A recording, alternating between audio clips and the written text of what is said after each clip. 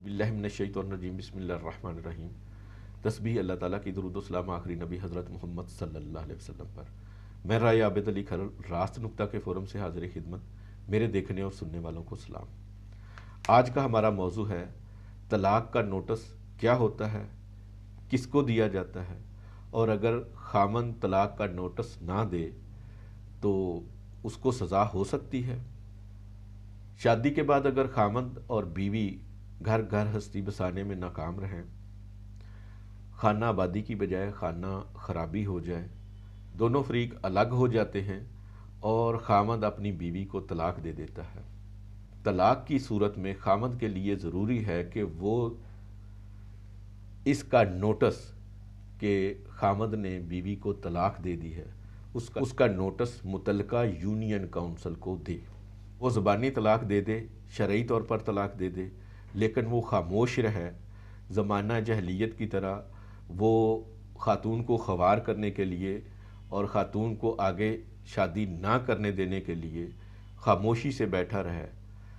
इसलिए Muslim family laws ordnance 1961 की दफ़ा 7 में वाज़े लिखा गया है कि अगर कोई शख्स तलाक देता है तो उसके लिए ज़रूरी है कि वो मुतलका यूनियन काउंसिल को फौरी तौर पर जल्द अज जल्द नोटिस बज़रिया तहरीरी नोटिस इतला करे और उसकी एक कॉपी बीवी को भिजवाए।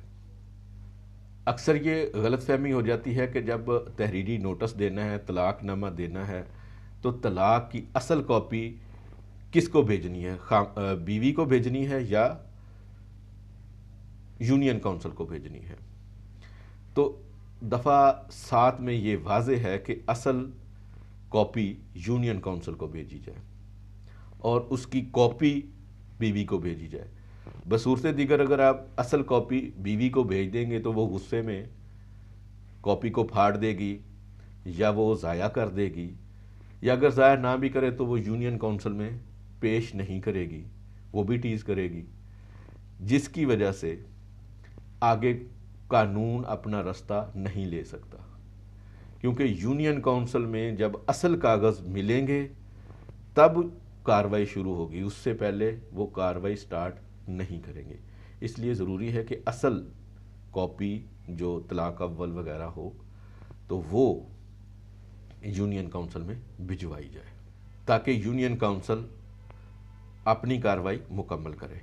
और अगर खामद तलाक देने के बाद खामोश रहता है, तहरीरी नोटिस यूनियन काउंसिल को नहीं देता, तब फिर मुस्लिम फैमिली लॉज आर्डिनेंस 1961 की दफ़ा 7 की झैली दफ़ा 2 के तहत उसको 1 साल तक की सज़ा सादा सिंपल इम्प्रिजनमेंट या 5,000 रुपये तक जुर्माना किया जा सकता है, या दोनों सज़ाएं भी दी जा सकती हैं।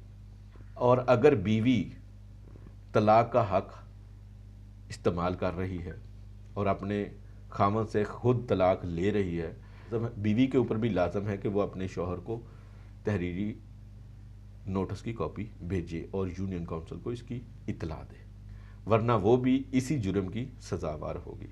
उम्मीद है आप वीडियो को लाइक और चैनल को सब्सक्राइब करें।